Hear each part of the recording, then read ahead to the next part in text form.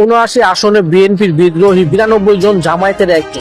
মনোনয়নপত্র প্রত্যাহারের শেষ দিনও বিএনপির বিদ্রোহী প্রার্থীদের বড় অংশ সরেনি। বহিষ্কার, সতর্কতা ও দলীয় সিদ্ধান্ত অমান্য করে তারা নির্বাচনের মাঠে রয়ে গেছে। গতকাল মঙ্গলবার রাত 12টায় এ প্রতিবেদন লেখা পর্যন্ত ২৯৮ আসনের মধ্যে ২৯৫ আসনের হিসাব পাওয়া গেছে।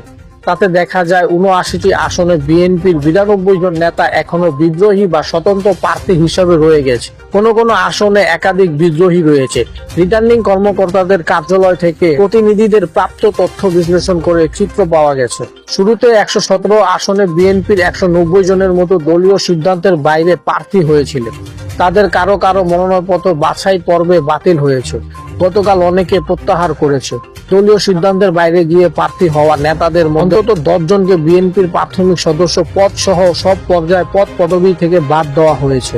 এর বাইরে জামায়াত ইসলামীর একজন বিদ্রোহী প্রার্থীর খবর পাওয়া গেছে। তিনি ময়মনসিংহের ৬ আসনে ফুলবাড়িয়া স্বতন্ত্র প্রার্থী জেলা জামায়াত সাবেক আমির অধ্যাপক জসিম উদ্দিন। এ কারণে তাকে গত ২৯ ডিসেম্বর দল থেকে বহিষ্কার করা হয়েছে।